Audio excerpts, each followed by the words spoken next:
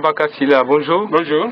Le budget initial exercice 2017 a été adopté par les parlementaires, mais votre groupe parlementaire n'y était pas.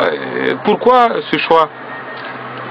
Écoutez, nous avons adopté le volet recettes sans problème, parce que le volet recettes a été réévalué à notre demande de plus de 436 milliards de francs guinéens, parce que nous avons identifié des niches fiscales, des poches où on pouvait encore améliorer les recettes de l'État. Donc nous avons tout naturellement adopté le volet recettes remanié selon les interventions qui ont été faites au niveau de l'Assemblée nationale. En ce qui concerne le volet des recettes, nous avons estimé que les volets de dépenses, nous avons considéré que les dépenses ne reflétaient pas les besoins réellement exprimés par les populations et n'étaient même pas en cohérence avec les priorités du gouvernement lui-même, ce qui est un paradoxe.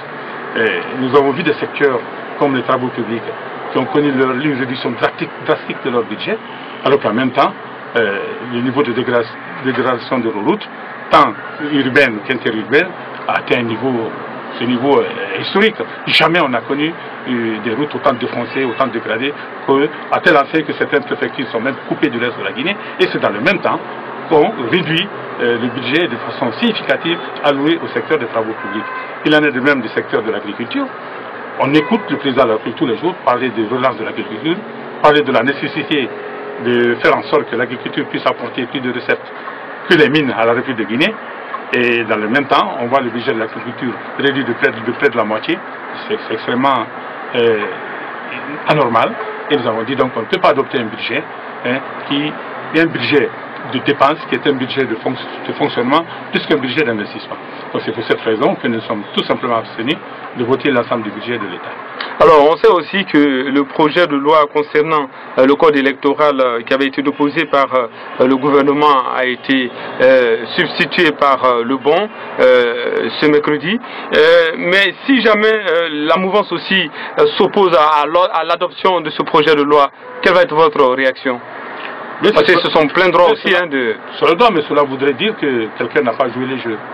Et que d'une certaine façon, les engagements qui ont été pris ne sont pas tenus. Parce que dans ce cadre de dialogue, on avait l'opposition, mais on avait la mouvance présidentielle représentée dans toute sa diversité, et y compris par les députés et par même le président du groupe parlementaire du RPG Arc-en-Ciel.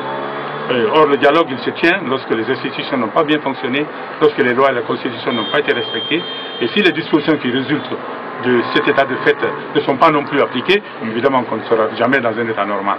Donc, si cela ne se faisait pas, si pour une raison ou pour une autre, on sabotait cet accord en refusant de voter à l'Assemblée nationale la loi portant code électoral, mais ce qui voudrait dire, puisqu'il n'y a pas de vide juridique, qu'on retomberait dans le statu quo actuel, c'est-à-dire dans le code électoral d'aujourd'hui, qui prévoit l'élection des conseils de quartier du district.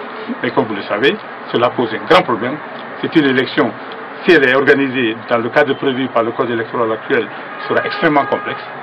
Comme je disais tantôt, vous avez plus de 4000 circonscriptions électorales, précisément 4106.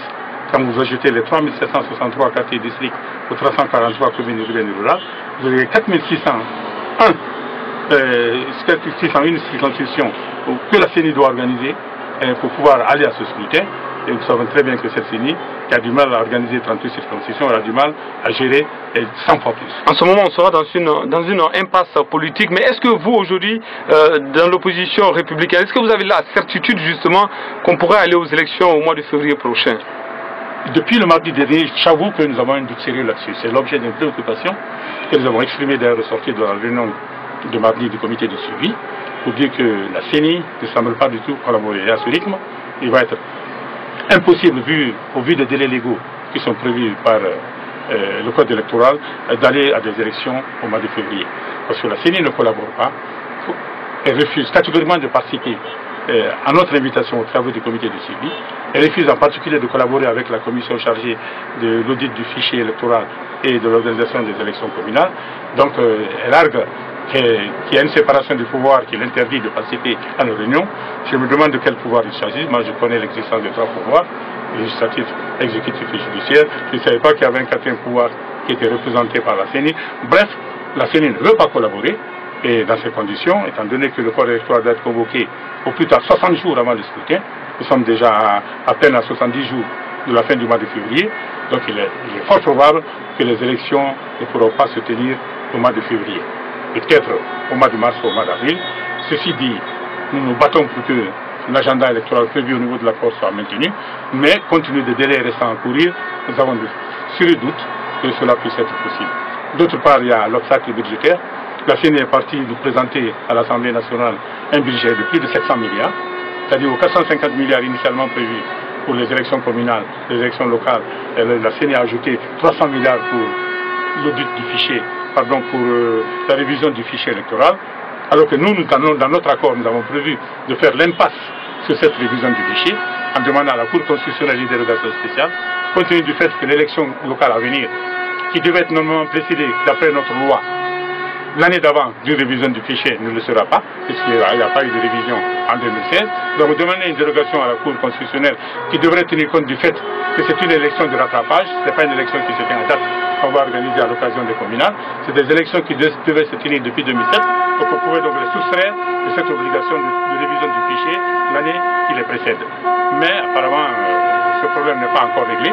La CENI se met dans la logique de l'organisation d'une révision du fichier, ce qui veut dire que si le fichier est révisé en 2017, la prochaine élection possible sera en 2018.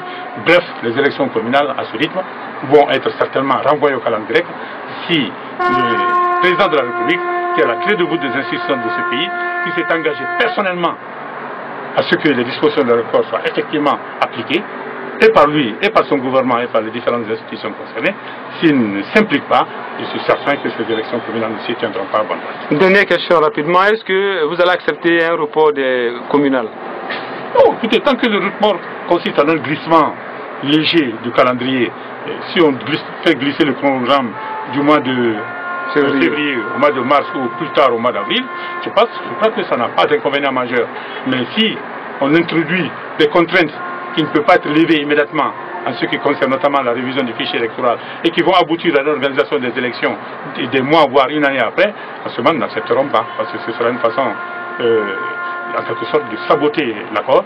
Ce sera une question de reporter sine die des élections pour lesquelles on s'est battu, moi et le mari, depuis plus de 5 ans. Donc évidemment, cela voudra dire que quelqu'un quelque part a décidé de saboter ce dialogue, encore une fois, de saboter cet accord et d'empêcher son application. M. Abba Kassila, merci d'avoir répondu à nos questions.